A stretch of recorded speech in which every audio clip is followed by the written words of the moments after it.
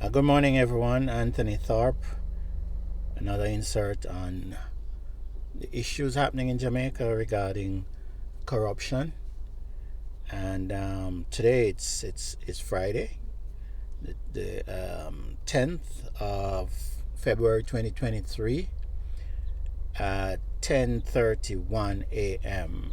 Just logging each insert so we don't get lost in time. The topic I'm going to be discussing this morning is corruption is not a victimless crime, and to be sure on that, it's corruption. It simply means that when persons commit transgressions against other people or society, a lot of people think, well, what we're doing won't hurt anybody, but that's not true. In terms of corruption, corruption hurts everybody, and it's evident that's what's happening to us. And I keep saying Jamaica because I'm Jamaican and we're focusing on Jamaica, but corruption exists everywhere, and it's debilitating as when it comes to making economic progress, social progress, and it stops us from growing as a people. As a species, we remain stagnant because we're distracted by these little issues that prevent us from really seeing the greater universe. And we're bigger than that. There's too much other important and critical issues to our future going on, and we have to focus on minimalistic issues that prevent us from growing as a species. As I said, I'm pretty sure most persons who have been paying attention to what's going on in Jamaica and what is an imminent breakdown of the country because of corruption amongst our leadership or persons we employ to take care of our business. I don't want to keep saying leadership or prime minister or all of that. I want people to realize that their positions are mere employee of the state, your employees, and we have to start treating them as such to drive home the message that we're not here working for them. We're here working for the greater good of society. And when we find people that we put in place that are just completely ignoring what's good for society and good for the community and good for Jamaica at large and Jamaicans, whether here or abroad, we need to really take the necessary action. And one of those things we have to start doing now is declaring and making it known to all Jamaicans that corruption is not a victimless crime. They don't just do their acts and it doesn't affect anybody else. Everything that's done in Jamaica by these political leaders or elected leaders, or leaders of industry that undermines the integrity of our trust in each other, then it's hurting everybody. And of course, corruption feeds inflation. It's a cancer that, if ignored, is going to consume us and spread all over. And when cancer spread, and metastasize in all kind of organs, they can't fix it, or not, at least not yet. But we shouldn't be distracted with that. What we want to do is attack the cancer when it's just beginning or even before, so that we don't just become victims of issues and we learn to react. What we need to do is be proactive in counteracting these things, and we need to implement simple but effective methods or strategies or policy or concepts that will fight corruption. And believe it or not, my personal belief is that my observation is that schools, which most people don't understand, that schools were established so that we could have a uniformity in culture and cultural practices and behavior. So we centralize the learning process where we develop policies and we teach people fundamental issues that, if we apply them, they will serve to protect all of us and give us a better quality of life within the communities we live. So schools were there not merely to teach people to read and write. They were there to teach people to read and write so we could communicate with each other effectively.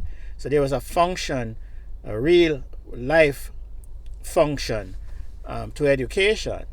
And so my personal observation, as I've said before, is that schools have been, or educational institutions and policies have minimized moral and ethical education to our students and our population.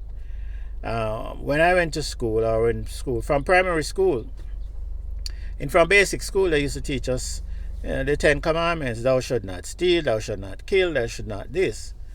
And so that became engrounded in most of us. And so we develop a conscience of how to react within society. So we know from an early age it's wrong to steal, it's wrong to kill, it's wrong to do a lot of stuff. And you could go right back to the biblical teachings. And it's not just about biblical teachings. The fact is, regardless of which community you're from, what part of the world you're from, which religious persuasion you're from, the principles are the same. The same fundamental issues that protect us all in society remain the same. And corruption is like an amalgamation of all those things that they taught us when we were growing up and in church, if they're still doing it. Thou should not steal, thou should not kill, thou should not covet thy neighbor. All of those things are still important, but we're not teaching it. In the local context, Jamaicans used to say, if you're ready, eye. Meaning, don't go and look at other people's stuff and think you have a right to take it at will. Stop envying people for what they have. That's an important lesson. Not be red eye, or red eye is a bad thing. So we need to start teaching our people those basic and fundamental truths. That's going to keep us safe, and guaranteed, if we enground it in ourselves and our children, starting effectively now, then I'm pretty sure when they're of age, they'll think 50 times before doing anything wrong, because it's part of their DNA. So again, it becomes a responsibility for the entire country, every individual in the nation, to play a part in fighting crime and corruption and fraud and all of that destroys all of us. It's not enough to sit at home and say, I'm teaching, I'm sending them to school and they get it at school. No, you should need to follow up at school and find out if it's being done there. But beyond that, you need to be teaching your children, regardless of whether you live in the heights of the rich or the palaces of the poor. You need to be a part of this solution. And whether you're rich or you're poor or you're in between, fraud, corruption, and criminal activity has never been accepted. And I'll go back to, again, my ancestors, your ancestors, the people of Jamaica. Most grew up poor, raised children poor, and their children turned out to be excellent citizens of the society. So poverty is not the resultant effect of what we did wrong. Poverty occurs or results when politicians and our leaders that we put in place to ensure that people are empowered take advantage of that situation, and they become corrupt and steal from the people themselves. But while saying that, poverty is not an excuse for being criminals. And that's the lesson that we need to impart to our children and our children's children and society in general. And what happens there is that when people come from elsewhere to our community, whether they're coming from the international market or not, or the geographical areas, the fact is when they come and find that we are this kind of people, they'll conform. So when people leave wherever they're coming from or they exist and come here to become criminals and encourage our people to become criminals, they'll realize that we don't support that kind of thing. For the parents and the mothers, And I say the mothers because the mothers, believe it or not, have more influence over their children in Jamaica than everywhere else, I think, as far as I know. Because, again, unfortunately, we have a bunch of fathers and male representatives of our species and our humanity that refuse to become true parent for their children. And that is a major issue, because instead of finding ways to support your families honestly, you neglect it. We neglect it. And therefore, a lot of our male children and even female kids grow up unprotected from that father figure. And that's why so many of our female or girl children end up being abused, because fathers aren't there to protect them. And we have to step up and become really responsible for our actions as parents. If you don't want to take care of children, don't have any. It's as simple as that. Use a condom. Don't go out and get children that you really don't want, because they're not, they become victims of your own neglect. And generally, they become victims of criminals who then use them for any and everything, including selling them and abusing them sexually and otherwise. So we need to become responsible parents, responsible citizens. And again, it's not enough for other people to raise your kids. It's not enough to say, I am poor, and therefore, no, that's not going to work. Our people are always poor, or a vast majority of our people are always poor and struggling, whether they were in Africa or not. There is this notion by a lot of people in this country, and in fact, across the black diaspora, the African diaspora, and they sing a loud song that, oh, we were kings and queens and princesses and all of that, princesses in Africa before they grabbed us. Again, that's an exaggeration. A lot of people that came out of Africa that were kidnapped and brought to the Caribbean and North America and elsewhere, they were ordinary people, struggling people, keeping their families together. Very little difference between what's going on in Africa now and what used to go on then before they grabbed us. So this notion that we're kings and princes, and some of us were. Some of us, genetically, we can trace back our ancestry to kings and chiefs, and that's a fact, but not all of us. But that said, that's not an excuse, again, for us to neglect what our people are going through and what the result and effect of corruption and crime is causing on today's society. Because even if we were kings and queens then we should look to a higher moral standing or standard so that we can influence society more positively. So it's never an excuse to rely on past events in our history to say that's why we're like this. Slavery never made us into criminals. We were the victims of a crime. We didn't become criminals because of slavery and incarceration. And so it's not an excuse, and we need to get away from it.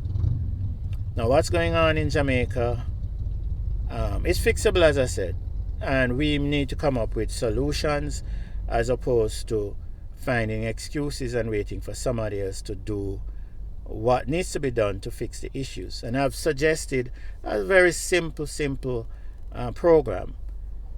Program or train with our children to grow up with that moral standing, that they are not criminals, that they are not going to get involved in theft, in murder, in deception. They are not going to defraud anybody. They are not going to scam anybody, because that's totally unacceptable. And we have to get them to live in the reality of other people and let them understand and empathize that if this happens to other people at their hands, then their children, and it could happen to them and their parents as well.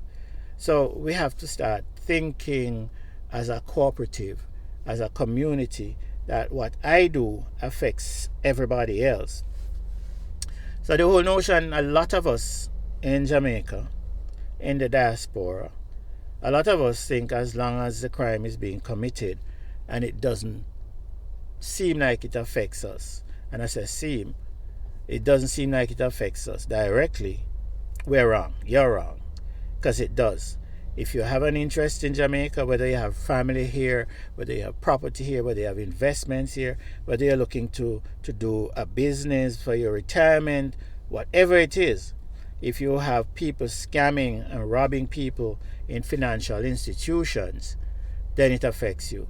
If you have government policy that's encouraging dissent and chaos in society, that will run to you losing what you have or your intentions or your ambitions, it affects you, even if you don't think it does. Because when the banks collapse, we're going to deal with your money, and the values of money collapse and fall. Your money is affected. If you're dealing with law enforcement and somebody comes on your property and steals your stuff, and then say you're trespassing on your own property, and law enforcement takes bribes and put you into cuffs as opposed to the criminals, what happened? Or turn a blind eye to the crime and pretend they don't know what's happening, then it affects you. Because when you discourage people that's going to be coming in to build an economy, then it affects your ability to build your own economy and your wealth. And if other people in the economy are going to be suffering economic chaos, it's going to affect you as well. So corruption is not a victimless crime. We are all victims of corruption. And, I'm getting to the point where I'm hoping people are realizing that it's not just when celebrities or individuals in high repute are affected by corruption and crime that we must stand up and acknowledge that this is bad for that person and that person alone. Again, undermining people in this country, whether they're dirt poor with $1 in the bank or filthy rich with $10 billion in the bank, is as wrong as we could get, and tolerating it is not a good thing. I saw, it was yesterday, I think, I managed to get some local news, again, on social media. And actually it was TVJ, I think, broadcasting on their YouTube channel, and where Nigel Clark, I think the Minister of Finance, he was celebrating the fact that the Privy Council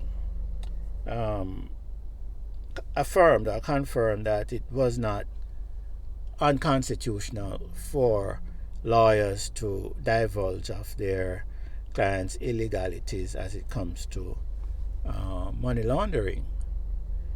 But I think people are looking at the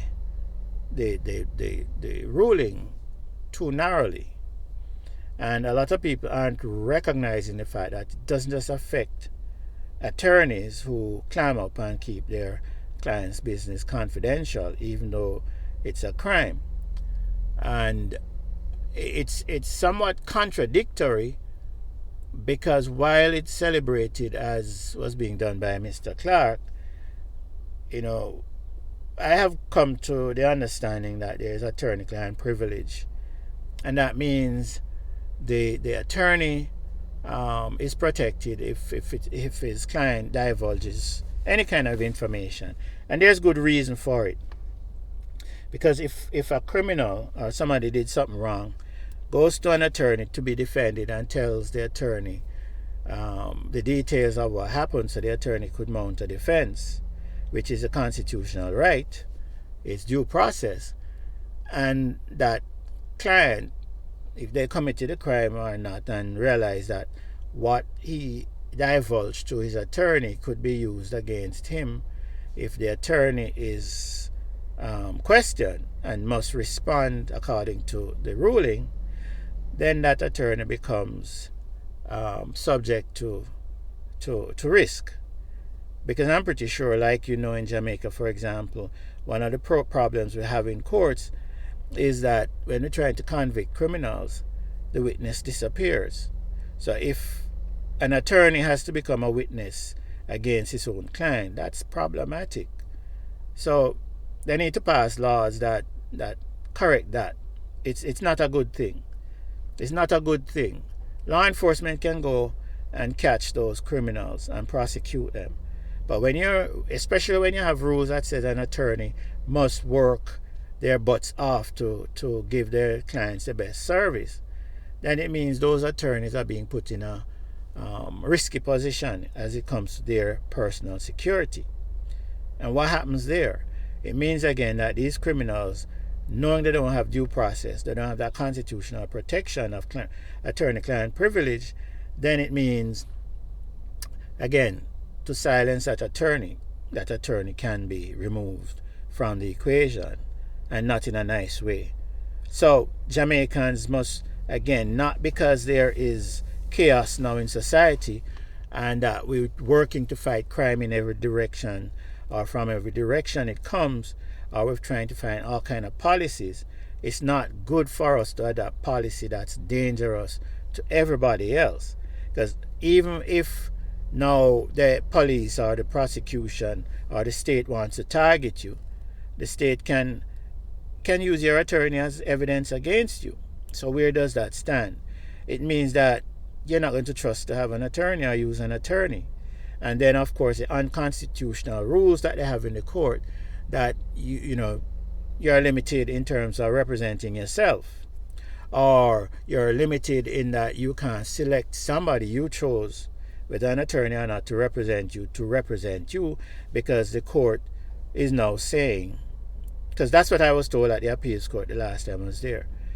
I was asked by a very close person to represent them on a matter. And in the law tribunal, in the Supreme Court, I was able to. When I got to the appeals court, the lead judge that the matter came in front adjourned the matter and said I couldn't represent the person, even though I was the best person to represent the matter.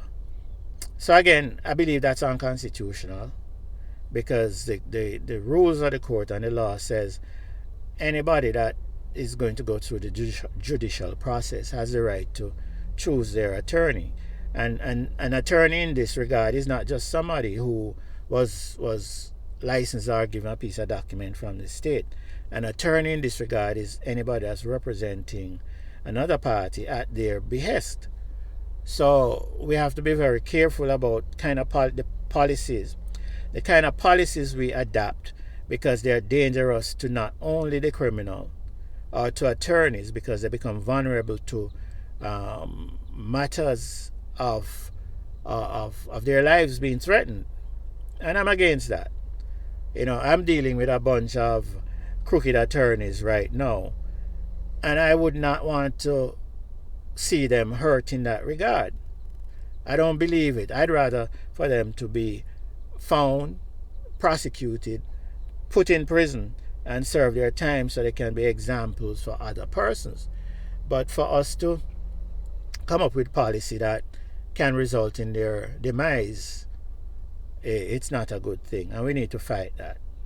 Again, we can't become barbarous or panic or hysterical to the point where we run through our society and destroy it.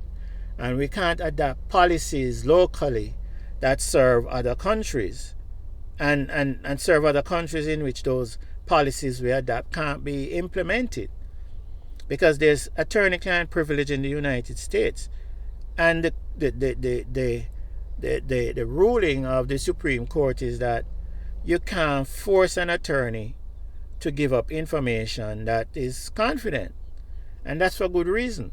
So again, we're adopting it, saying we're working to fight money laundering, which I think is a whole bunch of nonsense. We're adapting it because we're under pressure from a foreign country to adapt policy that don't offer our local persons protection, but open them up to prosecution from other international jurisdiction. And again, that itself is contradictory and violates the constitutionality of people on the island. No foreign entity or foreign government should be able to come into Jamaica and grab Jamaican citizens or extradite them without proof that these persons committed a crime. And proof would mean they should come into Jamaica and prosecute those persons in Jamaica first, using Jamaican officials first, then extradite them after they're convicted here. Not export them first or extradite them first, convict them there, and then when you put them in prison and turn them into savage criminals, hardened criminals, you dump them back here, and they haven't been prosecuted or convicted of any crime in Jamaica, so we just have to turn them on the streets. So we need to look at our policy, and again, we have to be more astute in showing people that we are intellectually capable of asserting our rights and asserting our constitutional practices to protect our citizens and protect our sovereignty. Because when a person is convicted abroad first, after being deported from here without being convicted, then it means it's problematic for us constitutionally. It subverts our constitutional rights, and that should never happen. So again, commenting on that, and then the other part of that, which might be a good thing, is that now attorneys that are used to protect corrupt criminals, corrupt politicians, and corrupt businesses, knowing that they are corrupt and doing illegal acts, and they refuse to divulge it when questioned, then from that perspective it might be a good thing. But again, it's controversial and contradictory and almost ambiguous. So on the one hand, it's a bad thing not to give people due process or attorney-client privilege, which is, I believe, is a protected right. On the other hand, attorneys who knowingly engage in fraud by allowing their clients to continue to practice fraud in their defense is itself illegal. And so from that perspective, because the attorney would be in effect committing fraud or conspiring to commit fraud, then from that perspective, I am thinking they would not be protected because they themselves become part of the whole criminal process, the whole criminal enterprise, and therefore rightly so. Like you cross-examine one witness against the other, then that would be fine. So it's a really thin line for us to be walking. But I think the key element here is not for our people to be first deported and prosecuted abroad, then sent back when they serve their term. No minister of government should have the right to sign any document sending anybody off the island.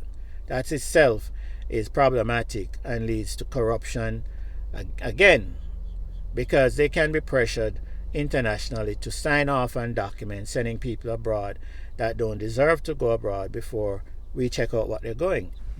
And in fact, in like Canada and the UK and some other countries, if you even have an extradition procedure or policy or treaty with the applicant nation to deport or export persons, if it violates their constitutional policies or rights in their countries of the country that's supposed to grant this expedition of that particular individual, if they are in violation of their constitution, they won't do it.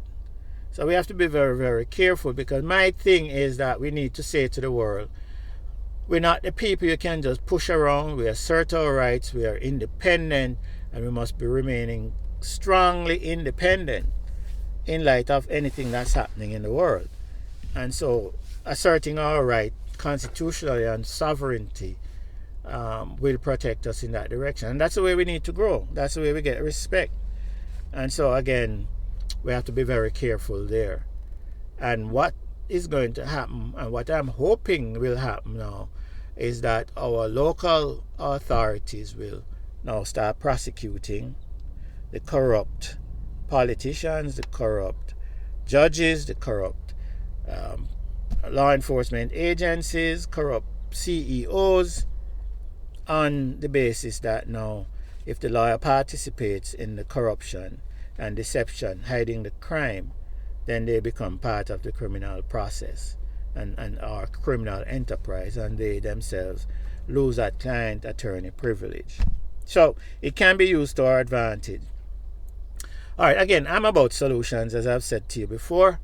And solutions, I'm asking persons to sit and you think about ways that you could suggest that we could fight crime and fight crime in our country and corruption. And again, you don't have to go out on the street and simply have placards. That's good. Social media, the internet, we have so many ways to get together and fight these issues where you remain anonymous and nobody knows who is who. And therefore, if reports are given anonymously against people committing crime in your community, then it can be tracked down and checked. And if they're innocent, then of course the law will prove that, they will prove it. So we need to come up with solutions, and so we can start building our own economy, our own investment that will work for us long term. Thank you. Have a great weekend. As I said, Valentine's is coming up. Remember your family, your friends, people you hold dear, and understand why we need to be fighting corruption and crime, because it affects all of us. It's not a victimless crime, because the cost of all those things that occur as a result of corruption affects us negatively, affects the entire nation. And the psychology of it is that it undermines us in allowing us to pursue matters that are of importance to our success. Have a great one. Bye.